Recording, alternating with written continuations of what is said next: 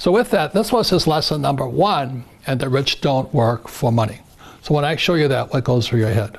Because I already know your philosophy, it makes a lot of sense to me. But for somebody watching this for the first time, it doesn't make sense, right? Yeah, it doesn't make sense. Because you go to school to get a job so you can work for money, right? That's the purpose of life, yeah.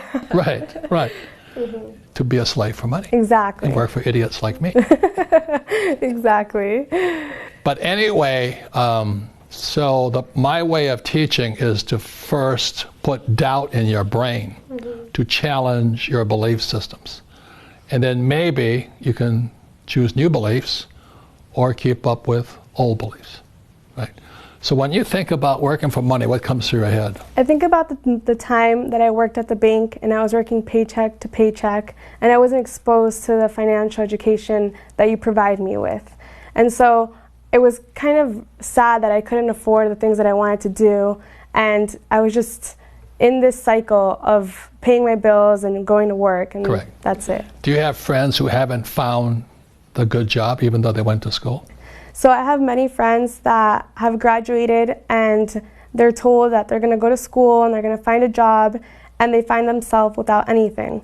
So many of them have found a job, and many of them have also not found a job. Yeah, the irony of it, when I left school in the 60s, there was plenty of jobs. But the world has changed, and our schools haven't. And so they're still making this innate promise of get a job. And I was very fortunate when I graduated in '69. We're the highest paid graduates in the world. My classmates were making about $120,000 to $150,000 a year. That's not much money today, but 1969, that was a lot of money.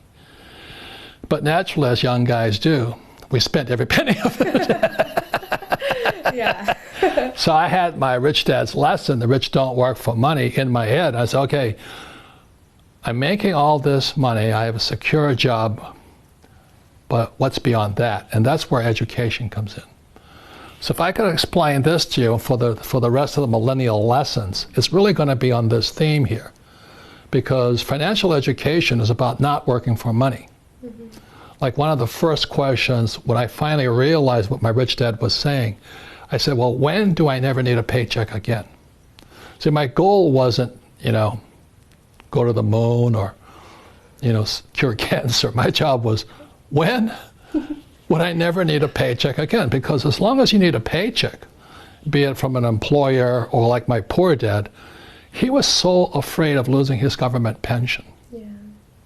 And I'm going, Jesus, what a way to run your life. Your pension? So my old man kind of got fired. He lost his pension. It was the most frightening thing in the world to him. He had no pension. Then it was Social Security, which is even worse. Yeah.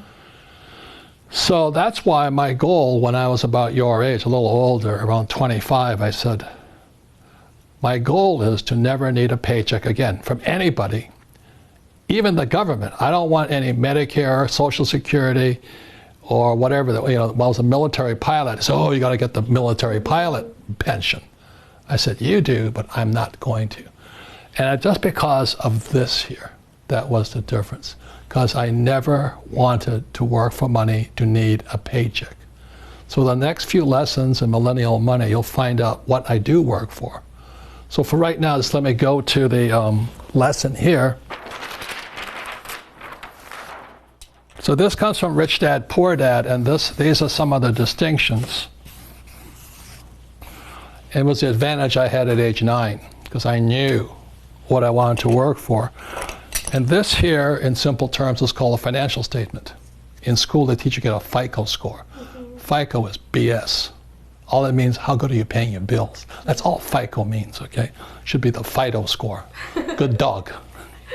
So this is what your banker wants to see.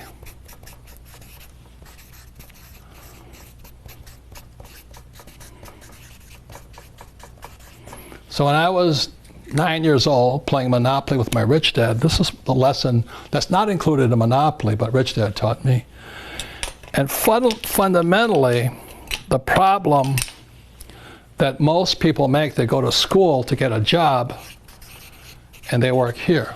So this is the poor, middle class, and these guys. And we're going to talk about later, your first line item expense is taxes. Just recently, President Trump said he'd get a tax cut. He didn't have a tax cut for these guys. As you know, the rules are always written for the rich, okay? I didn't make the rules. You can get angry at me, but these are the rules. The rich make the rules. The golden rule. He who has the gold makes the rules. Yeah. So the tax cut went to people here. That's where it goes to. You'll learn more about this later on. But this is what I work for. So what I work for, number one, is I'm an entrepreneur. I want businesses. I have multiple businesses. And I don't work in them, as you know, because you work here. You never see me, do you? No. Because I don't work for a paycheck. Exactly. Next is real estate. And real estate is good for many things which we'll go into, but number one is debt. I use a lot of debt to buy real estate, and I pay no taxes. That's the relationship there. The next is paper. And that's savings, stocks, bonds, mutual funds, ETFs, and that stuff. I don't have any of that stuff. I don't save money. I don't have any of that. But this is what most people have: go to school, get a job, get a 401k, and save money. Loser. Okay. I'm doing that just to upset you guys, because maybe you'll start to think. Because I didn't make the rules. I'm just telling you these are the rules. These people pay the highest taxes, and they work the hardest. And the last are commodities. 4 different asset classes. So commodities are, number one is gold, silver, oil, land, water, food. So this is what I work for. When I left school, rather than working for a paycheck and working for money, my education had to go beyond getting a job, which I had a good job. But I now had to start, when I left school, about your age, the thing I focused on first actually was commodities. So back in 1972, I started buying gold. And it was illegal for Americans to own gold. You can imagine that. Wow. Back in 72. Today you have Bitcoin. It's different. Okay. Everything is changing so rapidly today. So I started with gold, but actually the next thing was actually oil, because I went to school to be a tanker officer driving ships for Standard Oil. So I understand oil. So my wife and I don't own Standard Oil or Chevron or Exxon. We own oil wells. Again, taxes. You get no tax breaks for owning paper oil, huge tax breaks for owning real oil. Yeah. And then I went into real estate. Why? Because I can use debt to buy real estate. And because I use debt, I pay no taxes. And then third, I started my business, my first real business. I had many businesses as a kid. But my first real business was a nylon and Velcro surfer wallet business. And I went worldwide right away. The trouble is I was an idiot, and the business went up, and the business came down. What kept me alive was this and this. Okay. So you may say, well, aren't you working for money? But we'll go into that next. I don't want what's called a paycheck. I want cash flow.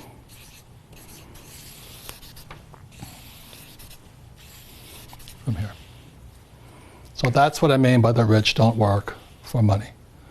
You want cash flow that pays very little taxes, and I can use lots of debt over here. The average person who went to school, their biggest liability they have is student loans, of course.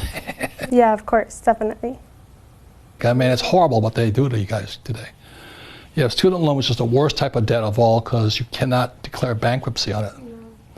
And then you get out, you try and buy a house, and you call it an asset when it's really a liability.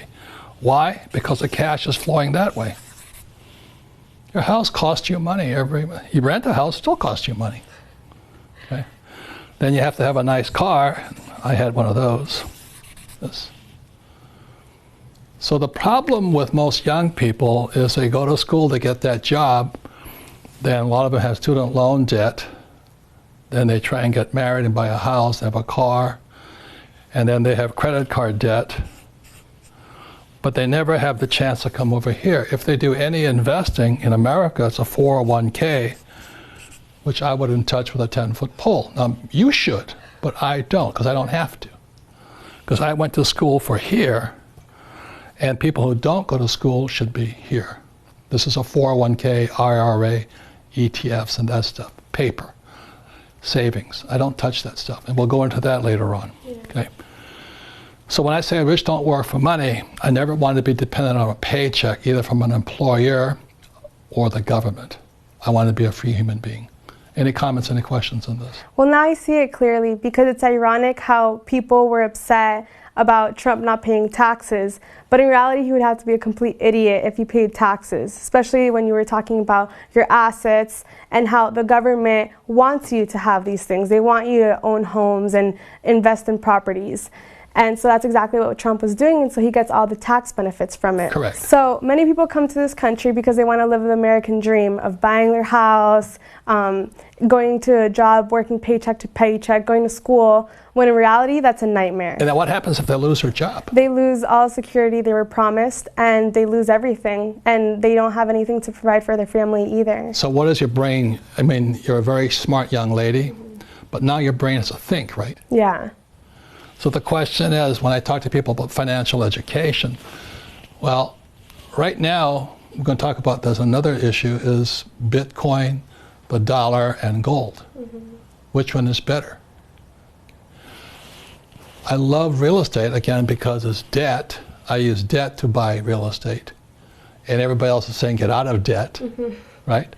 I love debt. Yeah. Trump loves debt. He's a king of debt. I'm in debt about $600 million. The average person cannot pay for their credit card debt. Wow. That's how tragic it is. Mm-hmm. And he's educated. I'm talking about educated people. Yeah. Okay. And then this here, I get tax breaks because I have employees. This will be another subject going down with millennial money. But if you have a job, you're taxed. If you hire employees, they give you tax breaks. Look at right now, Amazon is looking for a new home. Every government wants to give them a home. Yeah. You know, please move to Indiana, please move to Canada. Why? Because they'll bring in employees, and employees pay the tax. Yeah. It's the same as Tesla. They got, I think, $50 billion or something from the state of Nevada because they bring in employees. So that's why when your teacher says you go to school, get a job, you say, I think I'll think a little bit differently this time. Now, you need a job in interim, but you want a job for the experience. That's the difference. So the reason Rich Dad's lesson number one is rich don't work for money is I never want a paycheck. I want to use debt, and I don't want to pay tax. I pay some tax, but minimum tax. But I want to accumulate this so I have cash flow.